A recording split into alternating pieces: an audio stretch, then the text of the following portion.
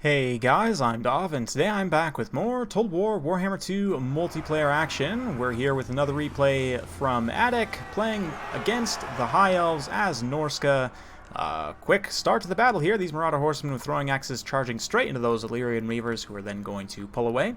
For the rest of the army, we've got Beasts of Tashnar, Norscan Warhounds, Death Sorcerer on horseback, with WULFRIK also on horseback. Marauders, Icehorn Marauders up front. We've got several units of Javelins here, and some champions in the back line. Some additional Norscan Warhounds out to the flanks. A single Marauder Chariot as well. Loving it.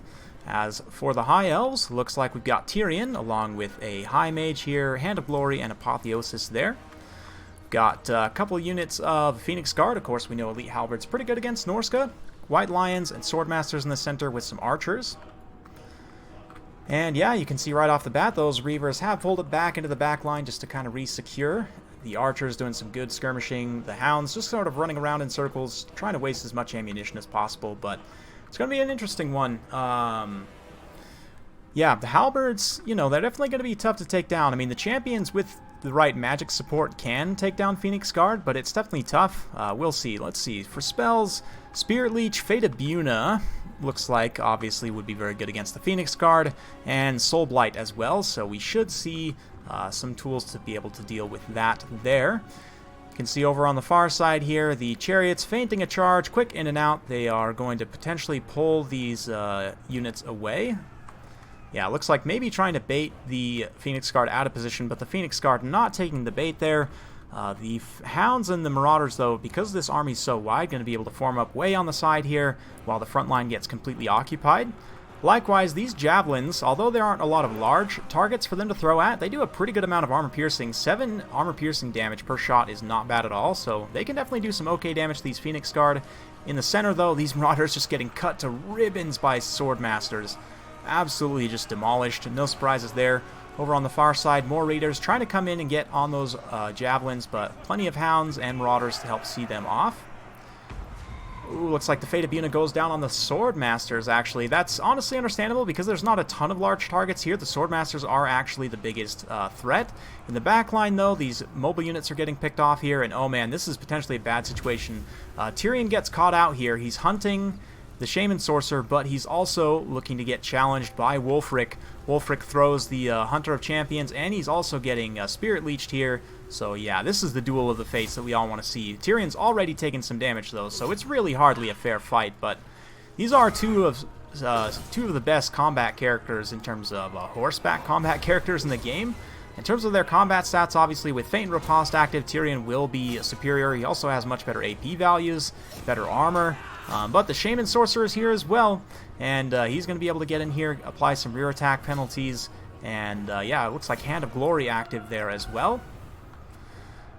That being said, the rest of the High Elf line, you can see the Archers getting munched on here. The Phoenix Guard doing okay. They're matched up against Icehorn Marauders at the moment, but looks like WULFRIK's boat going to be used at a distance to cut through those Phoenix Guard. Does a good amount of armor-piercing damage. Not a ton, but again, every little chunk kind of helps here.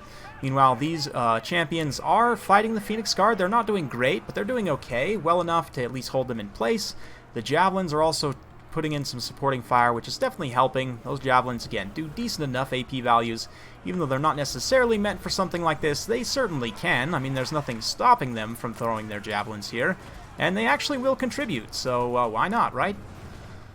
Meanwhile, TYRION had to pull away from that fight as he was taking quite a bit of damage here. He's going to see if he can re-engage, but he has done quite a bit of damage to both WULFRIK and the Shaman Sorcerer. So honestly, at this point, it comes down to a lot of RNG. Will the attack rolls, you know, succeed? Will they fail? WULFRIK gets a nice side charge there. That attack roll probably succeeded there, and you can see TYRION getting a little bit low. Another Spirit Leech from the Shaman Sorcerer. He himself is very low on leadership, but again, the mobile advantage for Norsca is going to allow them to clean up a lot of these ranged units. It then leaves these Phoenix Guard isolated. They're super elite units, but I mean, surrounded 100% by Marauders on every side, including Marauder Champions who are no pushovers. It's just going to be an attrition game that isn't going to favor the High Elves there. Who would have thought attrition doesn't favor the High Elves? At least not without Ilario. But, yeah.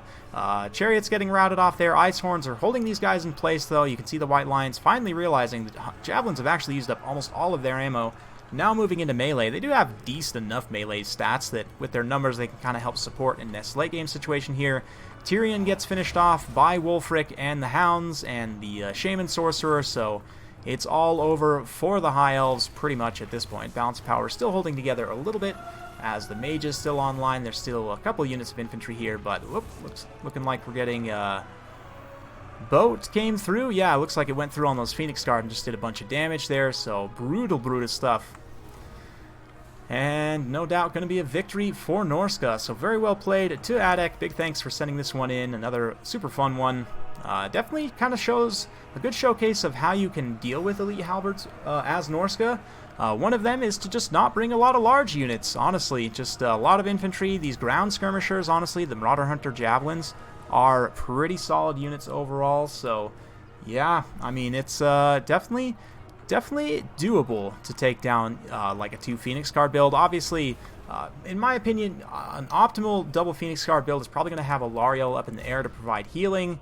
But yeah, very fun stuff. And I'm actually going to turn on a couple of little things here because one of these players' names is a little bit inappropriate and I don't want to get demonetized, so just bear with me. Big thanks to Adek once again. In terms of his army here, yeah, I mean, obviously the wolves that got to the back line, especially the Beasts of Dashnar, are super cost effective. Just picking off those 2 Illyrian Reavers right at the start was a big loss for the High Elf player here. Champions getting some good kills, the Javelin supporting just a sort of nice combined arms Norsca, which is super nice to see. For the High Elves, I would have liked to have seen this build go a little bit wider. Honestly, I think the Swordmasters are kind of overkill. You just cut the Swordmasters, bring more Spearmen, maybe bring some more Illyrian Reavers as well to try and contest the mobility game a little bit more effectively. Maybe use the High Mage specifically with like Hand of Glory and Apotheosis to really try and like juice up the Reavers maybe so they can beat these Warhounds pretty decisively. I don't know. It's definitely tough. Bolt Throwers can be a good pick here, although with this overwhelming mobility they definitely would be hard to protect. But yeah, I definitely just think going a little bit cheaper and wider with some more Spearmen and maybe some more, like, maybe even cutting these White Lions out. Just, you know, having your Phoenix Guard as your sole elite options and then just lots and lots of supporting elements to kind of build around that. But certainly not a terrible build by any means. It is a pretty tough matchup, honestly. Can definitely go both ways. One build that I have actually not used in quite a while, but I have found to be reasonably effective, is to do something like this. If you go with the High Elves here, Teclis can be a bit risky because he's a little bit squishy to somebody like WULFRIK, but as long as you can keep WULFRIK's paws off him, Net of Amentot can be absolutely devastating. Flaming Sword of Ruin probably might be a good pick here as well, just because you potentially are going to be going up units which are weak to fire. Enfeebling Foe, and of course Regrowth. Honestly, Teclis' spell selection is really good. There's an argument to be made for Flock of Doom as well, but we're gonna keep his magic dedicated to these here. And then from there, I'm going to take, let's see, the Everqueen's Court Guards are going to give us an elite armor piercing, just being able to sort of mow down a unit. We're going to take a couple more archers here as well, a couple Phoenix Guard. Let's grab a whole bunch of supporting spearmen to give us some nice numbers. Let's see here, some supporting Reavers as well wouldn't be a bad idea. Yeah, we could do a few different things. Potentially a noble on horseback, although even still, like, I wouldn't necessarily think that they'd be able to kill WULFRIK in one-on-one melee. And that's really going to be the biggest issue here, but with the nets and with the Everqueen's Court Guards, if you can potentially catch him in a bad situation, then you could take him down that way, like with the Everqueen's Court Guards. I really just think you need the armor-piercing missiles against Norsca to a degree. So I really like that pick. You probably want some terror options, so a Flamespire Phoenix might not be the worst. It also sort of synergizes with Teclis, you know, having Kindle Flame and Flaming Sword of Ruin as well. Yeah. And from here, I guess you could do a few various different things. Sort of just depends on how you want to build it out. I don't know. Maybe you could even do something fun like take some Handmaidens. I don't know how they are here. If they're a little bit more accurate, they could potentially be good for picking it like Famir or, you know, Champions or whatever. But something like this is just going to give you a little bit more numbers and durability. The Terror is nice for terrifying away Norskins. And then obviously you have some support for the mobility game. Teclis gives you nets to try and control the flow of the battlefield a little bit to get your Phoenix Guard in position. And you likewise you have healing for them if they get, you know, caught out. This build, personally, for me, is a little bit narrow for my taste. I would probably, I don't know, I might even like cut one of these Phoenix Guard and just go a little bit wider. It's tough to say, but something like this, I don't know. Let me know in the thoughts. Let me know your guys' thoughts in the comments down below. What you think, how you go about this matchup as the High Elves. Since the High Elves are sort of a combined arms faction, I'm sure there's a multitude of different ways you could go about doing it. So I'm looking forward to seeing your guys' thoughts. Thank you very much for watching. Hopefully you enjoyed. If you like this sort of content, be sure to like. If not, feel free to dislike. Subscribe if you want more daily battle replays, and if you want to support me and enable me to make more and better quality, higher quality replays, feel free to support me on Patreon or through YouTube channel membership itself. Thank you very much, and we'll see you next time.